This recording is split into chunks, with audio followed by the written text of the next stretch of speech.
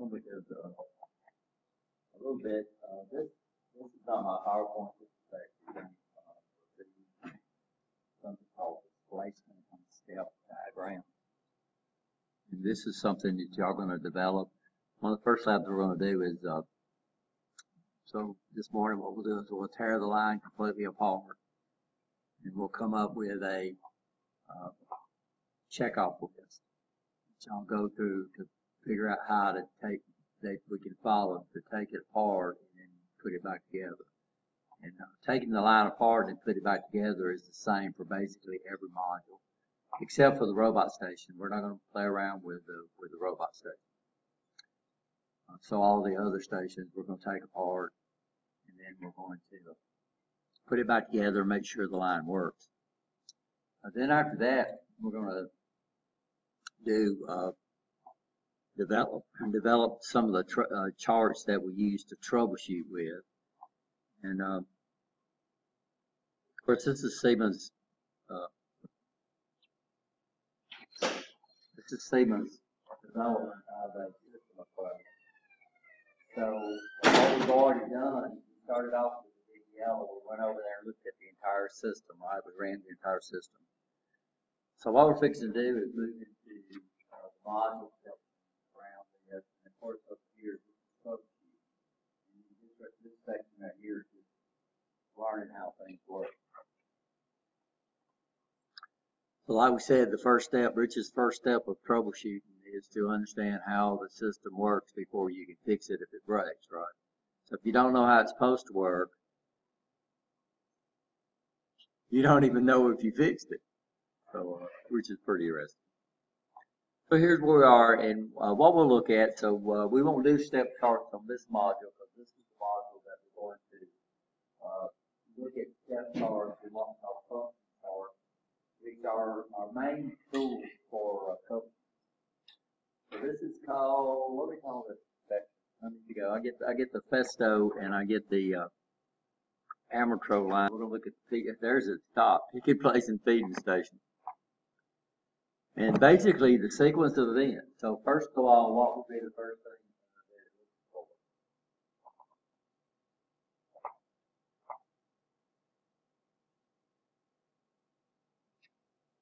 What do y'all think would be the first thing it looks for? Yeah, but what information? What is the first thing it looks for? Huh? Whether it's got something in there. Yes, but what's the first thing we have to do when we go over there? Okay, turn it on, okay, and then we have to hit that, we have to hit the power on button, right? You understand? Okay. Then what do we have to do? Reset auto. So we have to select either manual or auto, but we go through reset, and then we hit start, yeah. So basically that would be the first things it looks for is those items right there. Once we hit that start button, then we fall into a sequence of this right here. So what would be the first thing it's going to look for?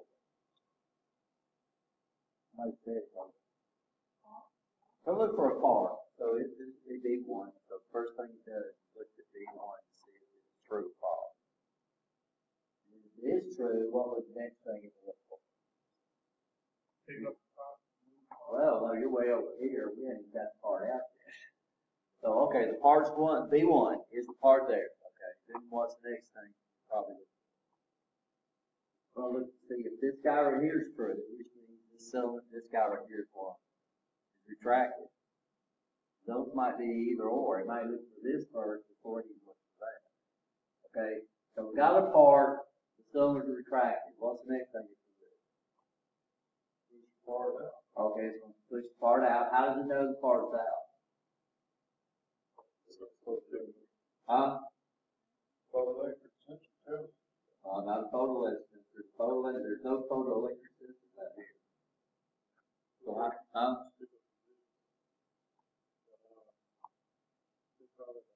okay, first of all, let's look at sensors are all given D types, right? This is on the test.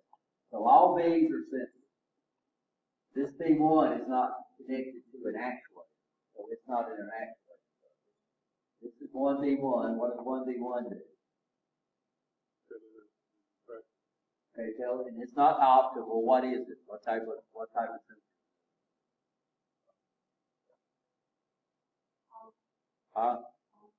This one is a Hall effect, but it's gonna be a magnetic sensor, right? It senses the plunges, but it is a Hall effect.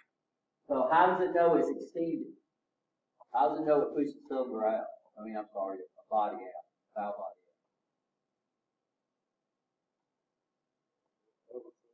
Yeah, which one? 1V2. So 1P2 goes active, it knows the cylinder's extended. The cylinder wouldn't extend it unless there was a block there, right? You understand? So it knows it's there. Okay. So what does 1V2 also say? Now it says what? It gives this guy the ability to go down. So 1V2 indicates that the block is out here. And it also says, okay, if the block is out, that means it's okay to do what? Yeah, well, not yet. No, we got to extend it before we grip it. So it's okay to extend. So we say extend, I guess it's 1A or 2A. This is 1A. I don't see the marking on this. This is 2A. Okay, it knows it's retracted because it says these are Hall effects, but I'm not sure if that's okay. So it says 1B1 tells it what? What does 1B1 at the very top tell the control? It's retracted. Okay, so it's retracted. So what's it going to do? It's going to extend it. How do it know when it's extended? Which one? 3D2. So this is 3. I don't know what it is. Okay, so it extends. Now it's down here. What is it going to do next? Huh? It's going to turn on the vacuum. Okay. It'll turn on the vacuum off the suction cup. This is not considered a gripper. This is what we call a suction cup or a vacuum cup, right? A gripper would be one of these. So this doesn't have a gripper. So what's it going to do? Now that once it turns on the vacuum and senses that a vacuum's on, what's it going to do? Huh? Turn on pick up some. Right, it's gonna retract it, right? And how do it know it's retracted? Huh? 3V1. Okay, now it's retracted. What's it gonna do now? Okay, you gotta give a little it's retracted. What's it gonna do? Gotta move it down, put it down. Okay. One thing you gotta get real used to not using the term it. What? It. When you're talking to other people, we don't hardly ever use the term it. Because what could it be? You know what it is, right? You understand? It means all that. Yeah. So when you say it, we got all these cylinders, we got all these things, and we say it. Good. Or you could say 4A. So 4A, that's the actuator. So it's going to do what? It's going to do the right. Right? Then what's it looking for? What's it looking for? 4V2. Okay, so when it hits 4V2, what does it know it can do? Don't tell it. Now, hopefully it don't release it. If it releases, that sucker's way up there and it's going to drop it. So what does it know it can do when it hits 4V2? It can spin cylinder what? 3A. So it extends cylinder 3A. How does it know when it can release it?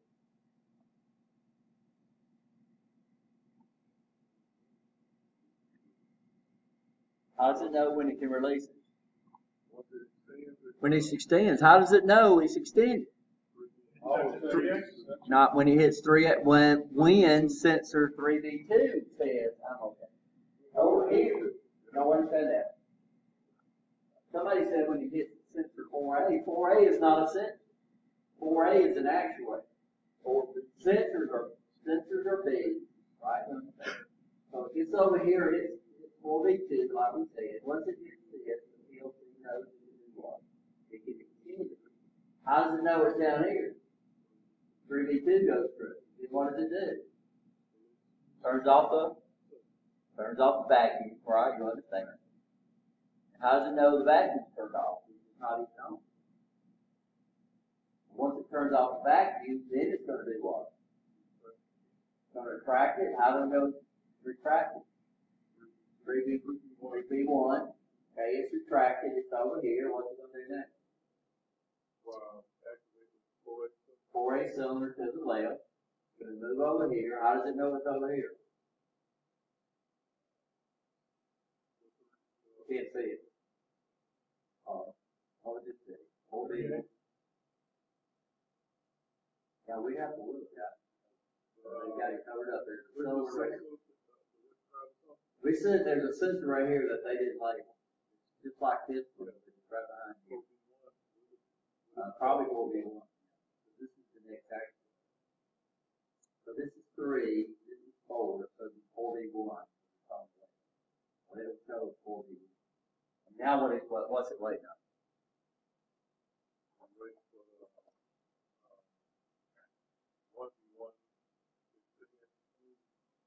Well, not 1B1. You say 1B1 don't. Yeah, 1B1 don't extend. I know y'all know what y'all talking about. Huh? That it. They're using. So for 1A. So actuators are given A's. Right? Sensors are given 1. B. So that's about. So there we go. And of course on this one, it's waiting on the start button.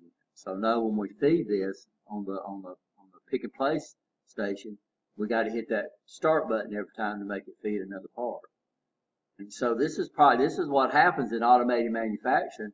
These modules just do what? They just loop. They look for something to start the loop, and then after that, they complete. If it's in auto, all the other modules, if it's in auto, then what it'll do, it'll just, yeah, but the pick and place requires us to do what every time? Start it. So that's okay. So that's the sequence of events that we go through. Now we need to represent that in a way that I can read, right? You understand? So what these are, so interaction between the working components. So this is what we call a function chart. Very similar to a flow chart. It looks like they might have it on 2 pages. They do. So that's what this means right here. So this wouldn't fit on 1 page. It would, but it's so small. So up there it says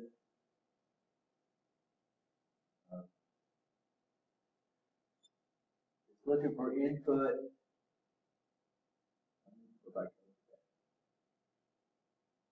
Input 0, 1. Then it says 4B1 has to be true.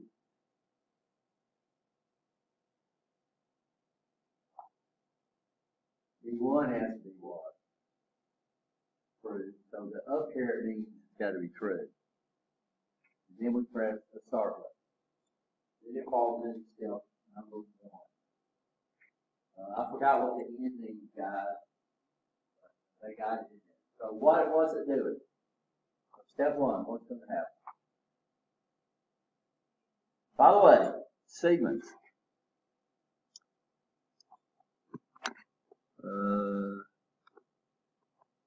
Y'all all had PLCs, right?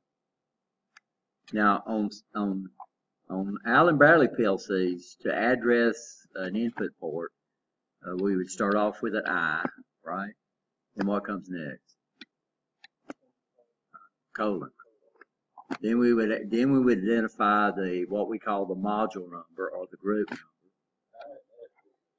Well, this is the way we address them. So I means input. So that means we're going to look for a certain input on the PLC. And then Allen Bradley module numbers. Now the module came from when PLCs first came out. They were all modular PLCs. So what you had is you had a power supply somewhere, and then you had the CPU, computer. And then out here you had a bunch of slots that you would put modules into. And you bought the module depending on what you needed, right? Does that make sense? And then the CPU always took up slot 0. And then so your first one, I think, it depends on the PLC. And then they would be numbered down through here. So what we'd start off with to address an input module is we'd start off with I. And then this would be the module number. And then we put a slash. And then we would put a bit number. So in binary, or in what we call addressing in computers, we think that 0 means nothing.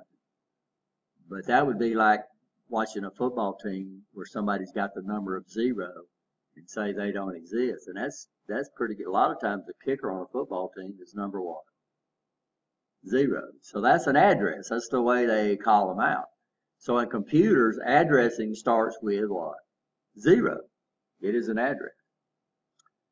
So what we got, Allen Bradley runs in groups of 16s. So that means we would address a single bit or a single input bit on the PLC with a number from 0 to 15.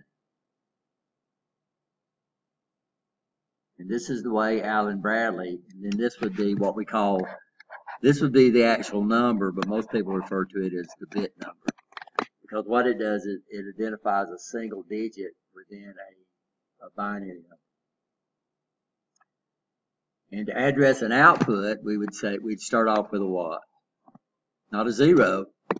And this is what a lot of people don't like about Allen Bradley.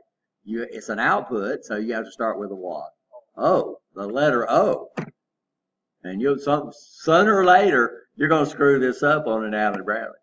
You're sitting there looking at it, and you get these two things right here. Then you'd put this. Then you'd put the output module number, and then you'd put a slash, and then you'd put which port do you want to do. You got to be real careful. Used to in the old days on computers, all your zeros were slashed. Now what they do is your O is going to look like this, and your 0 is going to be oval. My wife was trying to enter a code that was sent to her so she could do something, and it was a 0, and every time she said, "This stupid thing, it won't take this, it won't take this," and I went over there and I said, "Well, it's not a 0, it's not a O, it's a what? 0. They used to dot them too, so if you ever get any old stuff and you see a dot, that means that's a 0. But now, even on your phone, you hit an uppercase O and hit an uppercase 0, and the only difference is one of them's a round and one of them's oval, unfortunately. But then put a slash, that means Yeah, what we do, what we should do when I write them is I should put a slash through them, and that way you know what I'm talking about. it's a numerical. Yeah, it's a numerical, that's right. Unfortunately, they dropped that off computers because it didn't look good when we typed it in documents. I guess that's the only reason I could think. And I need to get out of that because that's not the 0. Yeah. Look real close, you can kind of see. Yeah, but it's very easy to make a mistake. Especially when they throw these stupid, they still do that though, when you go into a place and it throws this all weird looking character up there to make sure it's not a robot dialer dialing in or calling in. So they'll say, type in this weird thing, and they throw them old crazy letters all over the place. Y'all know what I'm talking about, right? So this is Allen Bradley, and this number could be anything between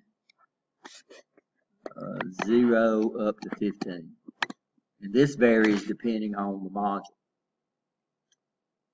Now what happened when we went to fixed PLCs, this is where you really see the groups of 16. So the most number of input ports you can have on any module is 16, which would give you addresses from 0 to 15. Everybody okay? Yes or no?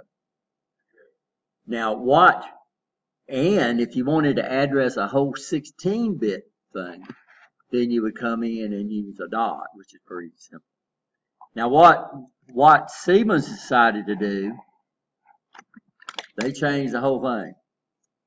So they use Q. They still use an I to represent an input, but they use Q to represent outputs. And I like that because there's no way in the world you're going to confuse a Q, an uppercase Q, with a 0. So anytime on these when we see Q, then that's an output port.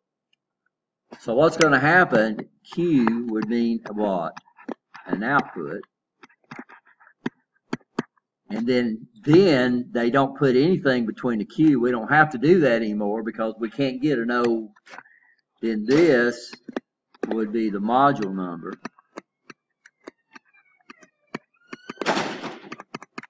And then dot, then this would be the port number. So that would be output module 4, port number 5. Okay, does that make sense? So what? Right. Is the port number. So let's go over here and look. Brittany too, because their class is going to be there. We'll probably go to the robotics lab too. So if we hit start button, step 1 is to activate Q4.5, which is going to cause what happens. It's going to extend peak zone to 1A, which is going to activate 1B2. Now when 1B2 activates, it's going to fall down. So input 1, so this is the input 1.1, right? You understand. 1B2 is true, and input 1.3 is true, and it's going to drop down to step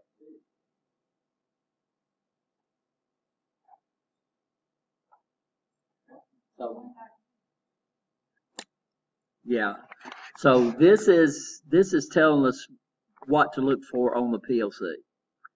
So this guy is a sensor. What does a sensor connect to? It connects to an input on the PLC. So this is saying 1B2 is true. This is going to be input what? That's an I, 1.3.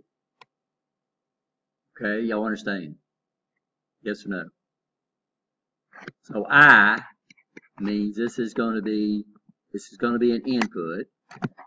It's going to be in module 1, right? And it's going to be 3. So if we was looking at our PLC, we'd look at DN1, and we'd look for 3 to come on. That makes sense. Now, if that's true, so 1B2 effect is this sensor right here, right? You understand that? Okay. And then what would it? Huh? Yes. It should light up here. So this is basically what's required, or this is what extends it. This is what tells it extended. So over here, this should always be what's required to go to the next step. That makes sense? Yes or no? Huh? So this is not quite true what I told you. These are just step numbers. 1, 2, 3, 4, 5. Okay? This is what we should look at right here. So we go into step 2. What's going to happen in step 2? Well, to get to step 2, 1B2 has to be true, right? You understand that? Okay, so it gets into step 2. What's this going to do? This is going to activate what? Output 4, 6, which is going to cause what to happen? Yeah, extend pickup cylinder 3A is going to extend. And what's it going to affect? 3B2. 3B2, if it's true, which is on this input right here, it's going to let us go to step 3. Okay, what's going to happen in step 3? PLC is going to turn on output 5.3. This is going to turn on the vacuum generator, which is cylinder 2A, which is going to affect pressure sensor 2P1. Y'all understand that? So that's the way it knows that there's a vacuum. Okay.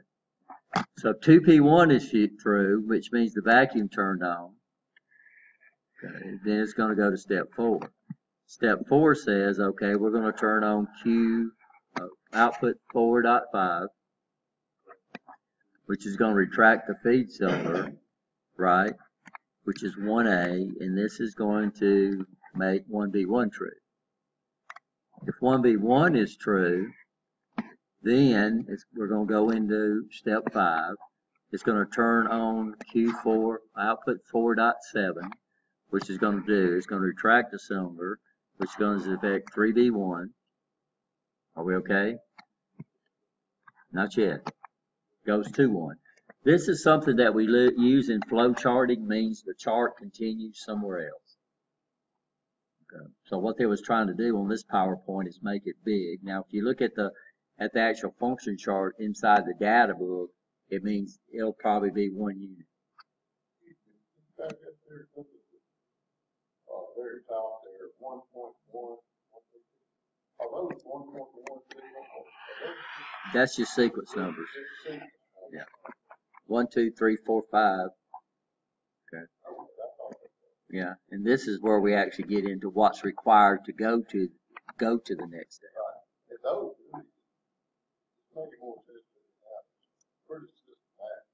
Yeah, it is, and this would be, and what we would do when we're troubleshooting, basically, we would see how far we got.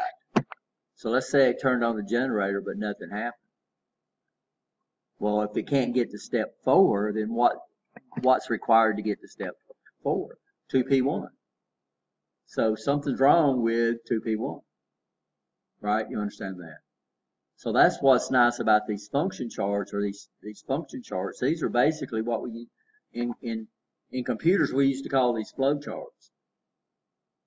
So one of the first things back when computer programming was extremely hard, when I first got into computers, you usually had a computer operator, and then you had programmers. And programmers very seldom even saw the computer they was writing programs on. They sat there, and so what they'd do is they'd do their programs. They'd send their programs to what we call a key punch operator. They would punch it into these cards that had put holes in there. I don't know if y'all remember, government checks used to come on these punch cards. And then they would give these to the computer operator. The computer operator would put it in a card reader, and it would go through those cards, and they would try to compile it over, and if they had any errors, they'd send the errors back to the programmer, and the programmer would make the corrections, and they'd go through the process again. So that means before you wrote a program, you wanted to make sure the program was right, because it was such a hassle. So used to the technique to write programs was, number one, you developed a flow chart. And if it didn't work in the flow chart, it wouldn't work as a program, right? You understand?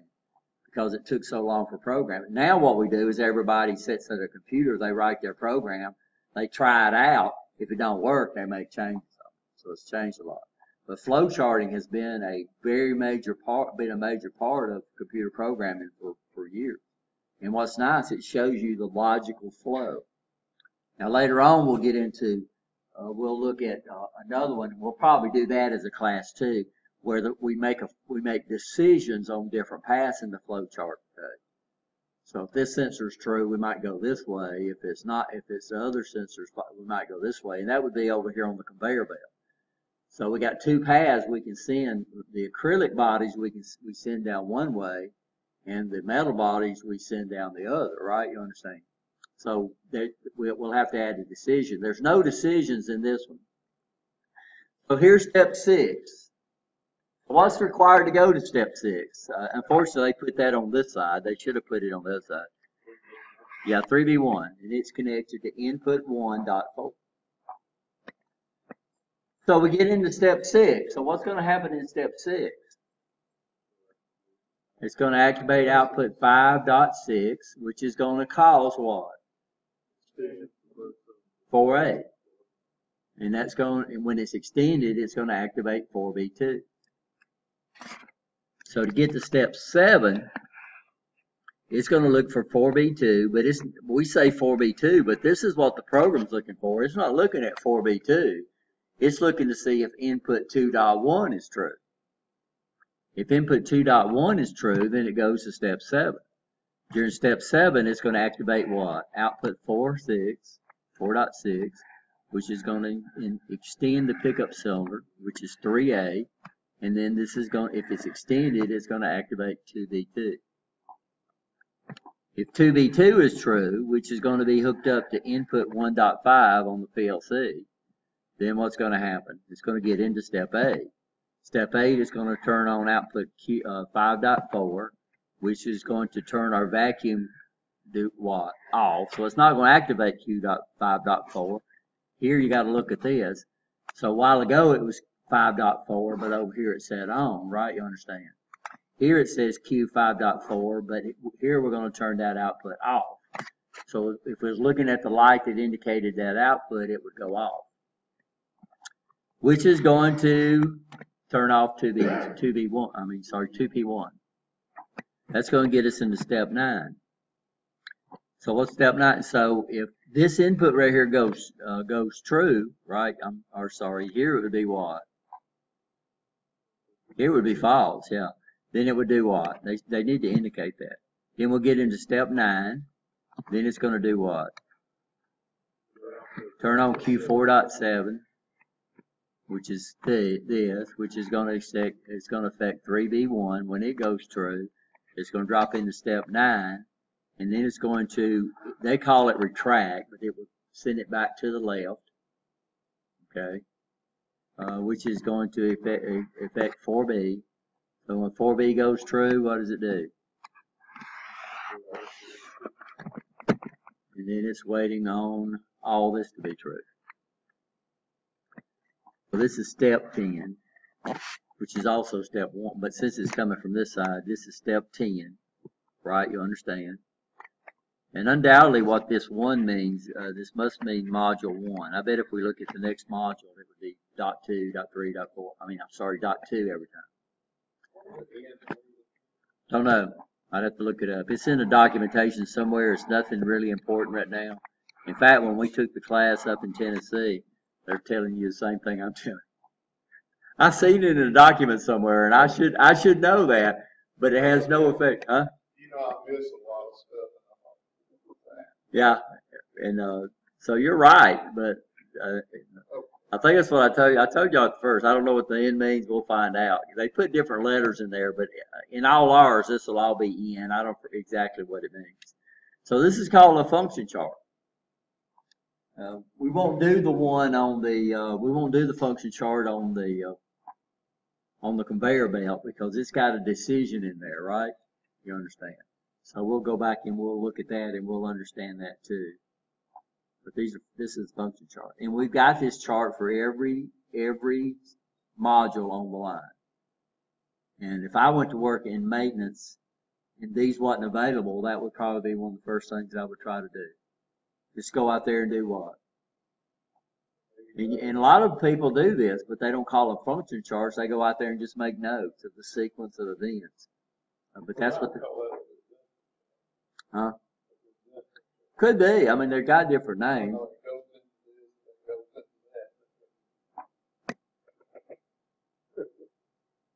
Now, the next chart we have is what we call movement patterns of cylinder drives, not a non-graphical representation. So we are a visual species, right? You understand, and we like to see things happen. So the next chart they have is what we call a step chart, displacement step chart. So what they do is they go and look at every one of the actuators. Here they put what's going to happen, what are we looking for. So an actuator, a cylinder can either do what? It can either extend or retract.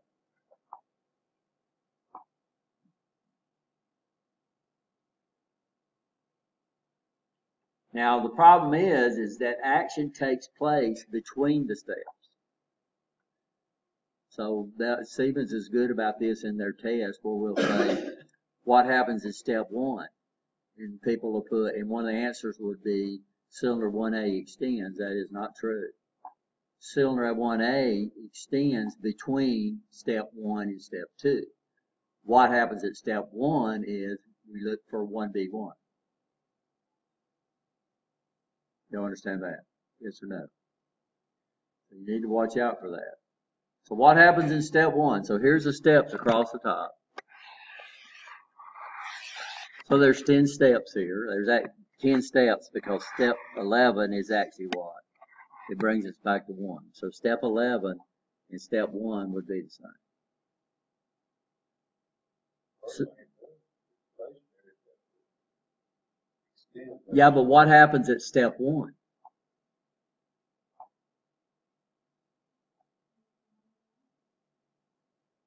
What is it looking for step 1?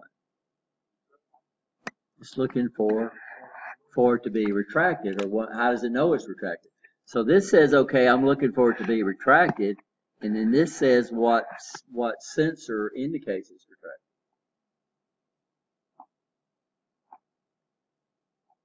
Now, what happens between step 1 and step 2? Cylinder 1A extends. Y'all understand that? Yes or no? So actions occur between steps.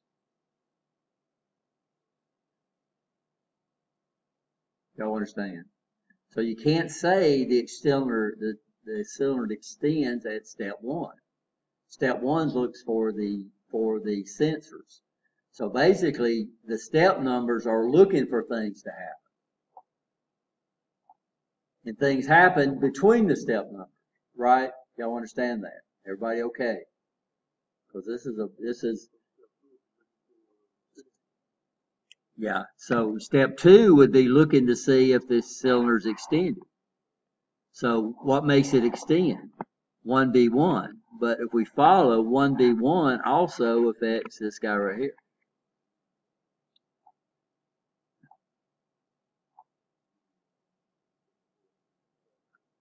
So we follow step 1 down. So what's it looking for step 1? It's looking for all this right here. So we need to follow this. So what's step 1 looking for? It's looking for 1B1 to be true, 2B1. Now the bar above it, I like this. The bar means false. If it don't have the bar, it means true.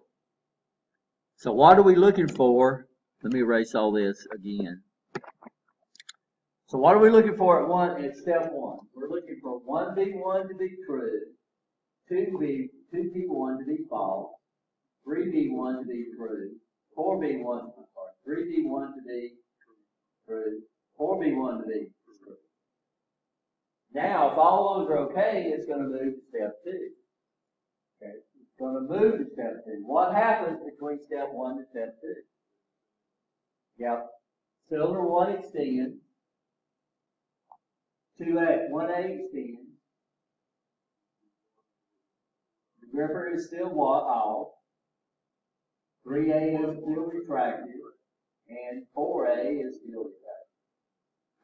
What happens between when we get to step 2? What's it looking for step 2? It's looking for 1B2 to be true. And it's looking for 1B2 to be true down here, right? I'm saying yes or no. See there. Okay.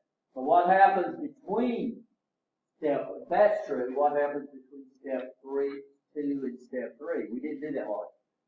We need to do this. So what happens, if this is true, what happens between step 1 and step 2? The only thing that happens is what? 1A what? Extends. Right? Y'all understand that? Yes or no? Sorry I skipped it. Are we okay? Then what are we looking for on step 2?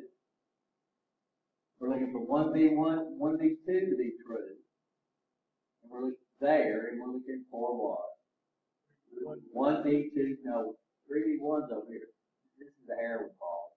We're looking for 1B2 to be true. Okay, so what happens between step 2 and step 3?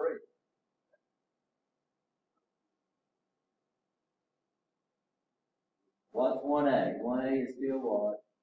Extended. What happens to 2A? 2A is still false. Or we don't have a vacuum. So this is the action right here. So 3A is going to do what? It's going to extend. Alright, you understand? 4A is going to say what? Subtract. What are we looking for at step 3?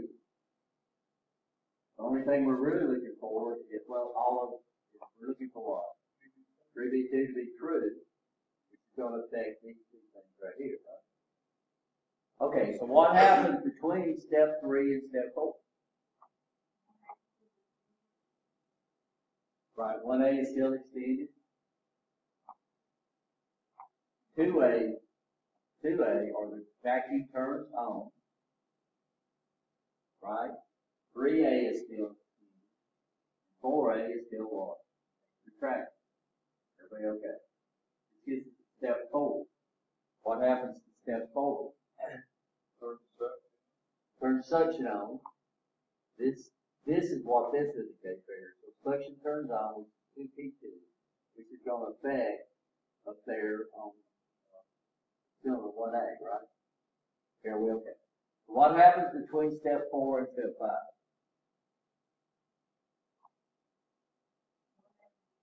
When they retract,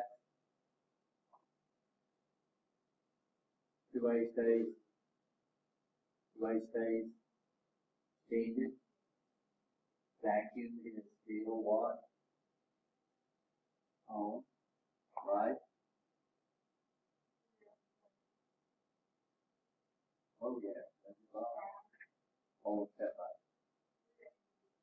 Right, 3A retract. Still retract, right? This triggers 3B, 3B1, which is going to affect this. You understand that? So what they're showing us is this 3D is actuated by this action that is going to affect this. There you go, understand?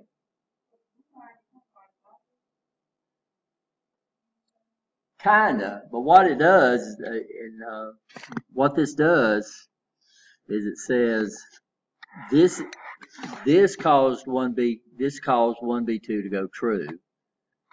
This is what it affects. Now, why they do that crooked line like that, I don't know. Looks like they do it just to break it up from these lines right here, right? So right here, this is what caused 2P1 to go true. This right here is what it affects. So we're over on step what? Step 6. So at step 6, so this caused 2B1 to go true, but 2B1 affects this down here. Okay, y'all understand? Yes or no? Okay, Eric, you're looking real. No, I'm trying to point. I said 2P1 right here.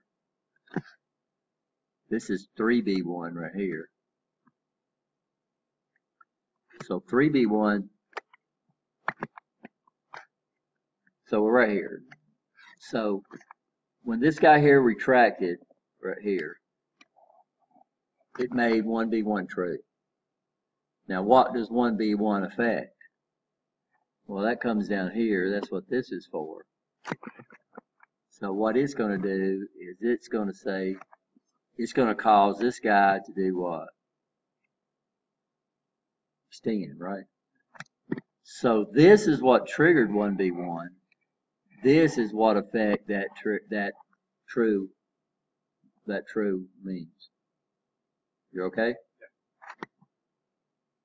So at step 6, between 5 and 6, what happens? This guy right here stays what? Retracted. This guy stays on. This guy right here retracts, which is going to make 3B1 true. 3B1 is going to affect this guy right here. So what happens between step 6 and step 7? Well, 1A stays what? Retracted. The vacuum stays on. 3A stays retracted. And then 4A extends, which is going to trigger 4B2. 4B2 is going to go true. That's the sensor. 4B2 affects this guy right here. And I should be doing this in another color besides red too.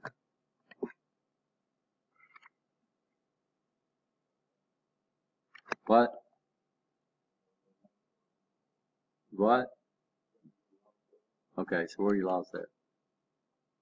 Gotta tell me where you got lost.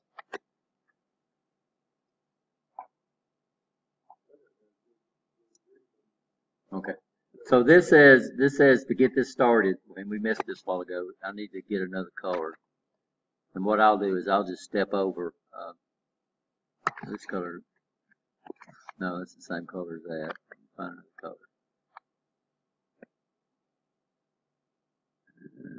It's so green. So to get this all started, what do we need?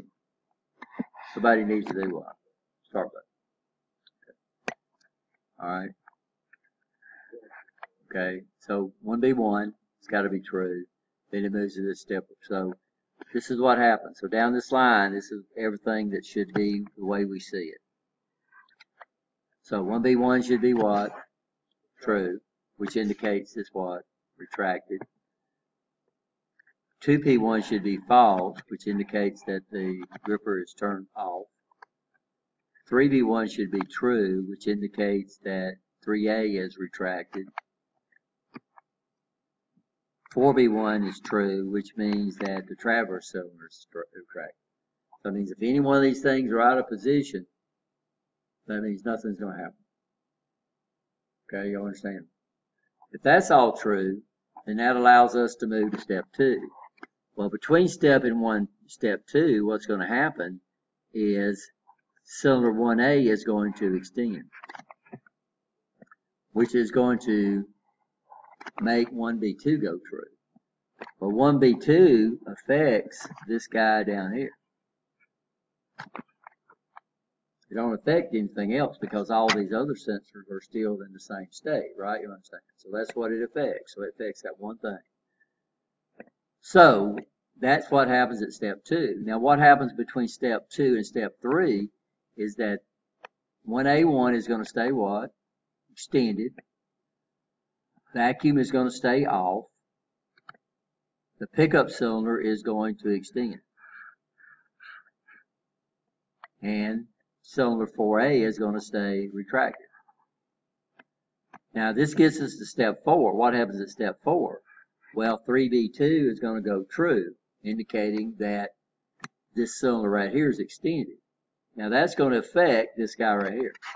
And that's the only thing, because all these other guys are still the same state, right?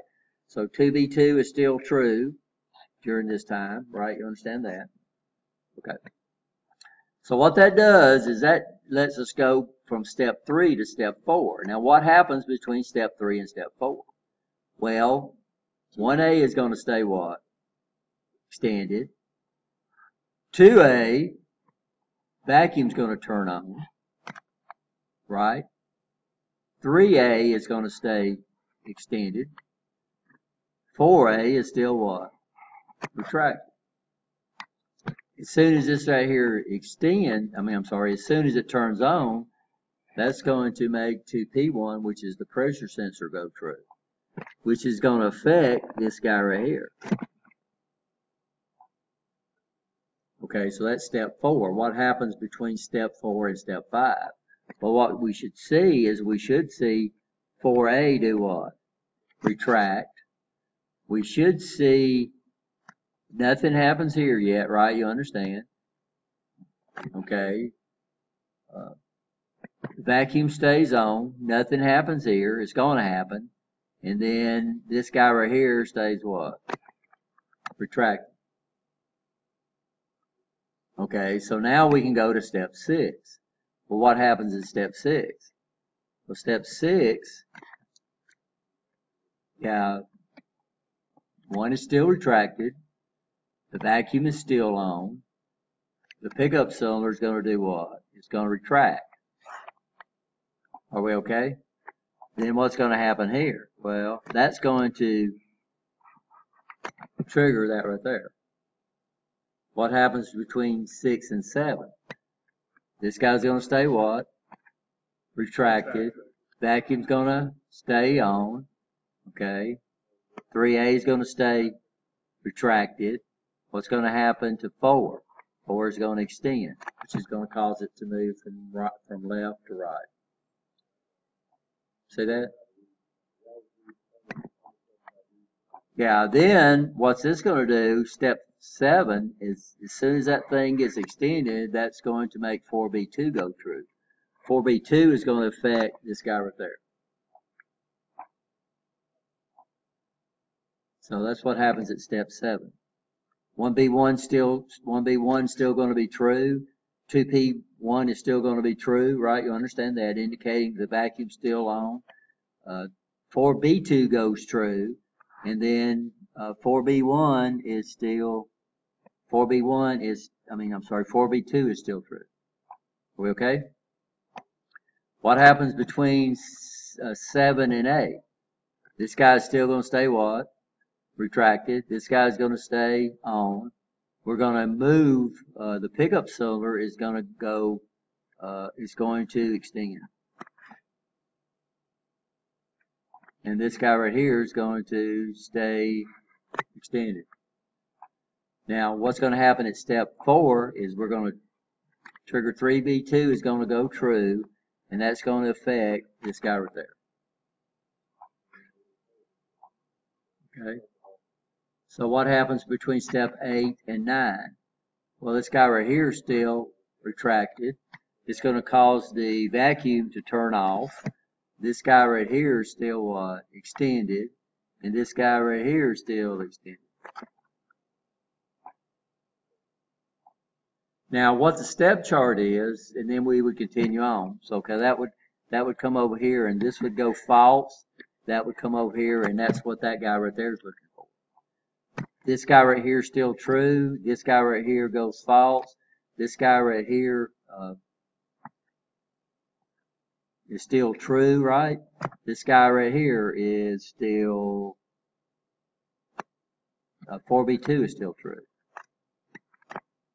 And then we go between step 9 and step 10. This guy right here is still what? Retracted. This guy right here says vacuum's off. This guy here is going to do what? Retract. And then we set right there. Now we're ready to do what? Now we're ready to bring the whole thing back. Now this is a displacement chart. Now, a step chart. We call it a step chart. Which one do you like best? Huh?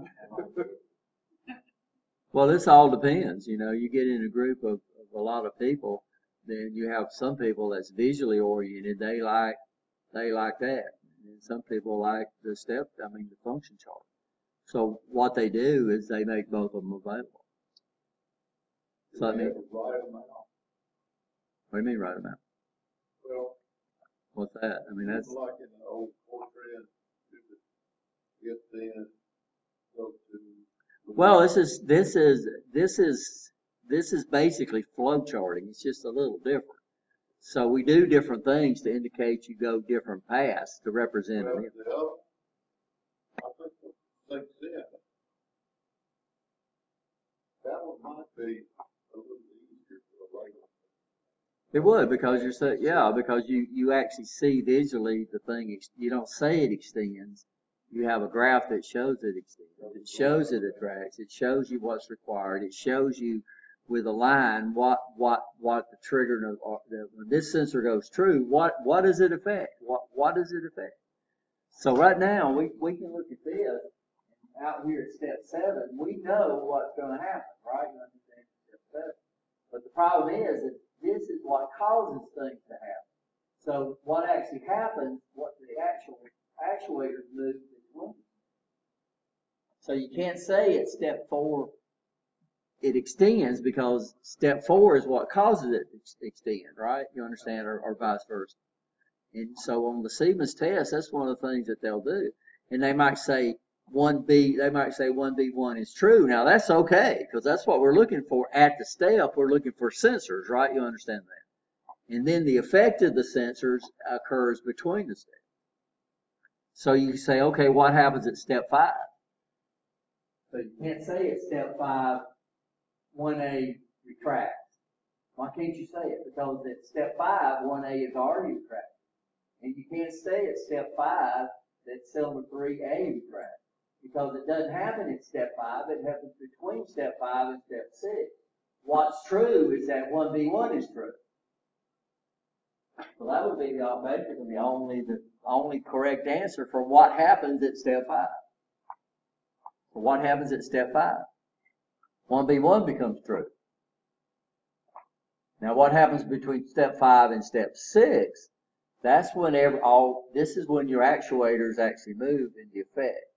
So the step says, okay, this sensor goes true or this sensor goes false. What is that going to affect? And then what happens occurs between the steps, right? Y'all understand that? So I like both of them. So I like both of them. But it's up to you, you know. But what you're going to do is your team is going to develop both these for one of the lines. We're not going to do the pick and place, and we're not going to do the conveyor belt. And why we're not going to do the conveyor belt is that it's got a decision block in there, which we ain't got. So what we're going to do is we're going to go to lab. And what's the first lab we're going to do? This is actually the second lab, lab number 2.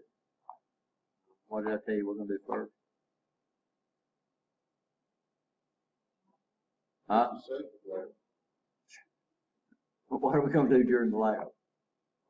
First lab we're going to do is we're going to take the line apart. Well, we're not going to, the robot station, we'll take everything. We're not going to move the robot station for obvious reasons, because if we get that thing out of alignment, it's going to cause.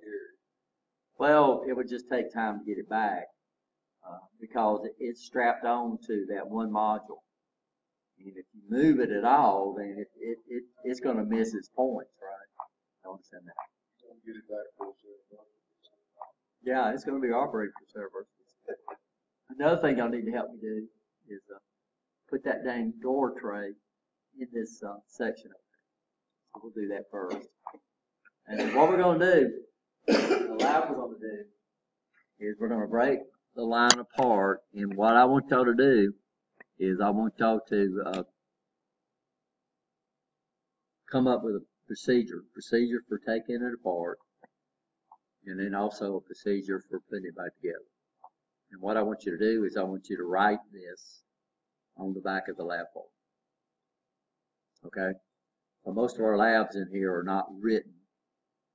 Most of our labs in here are just verbal. What we'll do. And then after that, what we'll do is we have, I think the test is 75 minutes, so we'll start it. By the way, Siemens allows 2 minutes per question. And there's 36 questions on the test, but it actually comes out.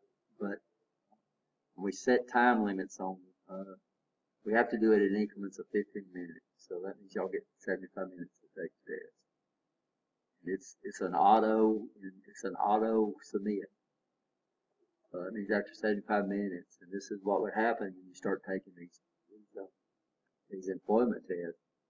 Is a lot of times they give you a time limit, right? And if you don't do it within that time limit, what does it do? Yeah, it automatically submits. So what we're doing is all the tests in this class are going to, except for the final. The final, according to the college, the final is 2 hours. So that's college rules. But all the other tests is going to be 2 minutes per question. And that's what Siemens, that's what they base their time on. The A+ programs is 1.25 minutes per question. So they're a little more lenient. So let's go ahead and what do we want you to do? What are we doing? We're breaking the line apart, right? And what are you gonna do while we're breaking it apart? We're gonna come up with a sequence. One group can start on the left and work toward the right. The other one can start on the right and work toward the left. When you come to the robot station, you'll just do what? Just skip over. So that should be 1, 2, 3, 4. There's 7 modules, so that should be 3 modules apiece. We're gonna take all of them? We're not going to take the components off. We're just going to break the line apart. Okay, the line can be broken into individual modules.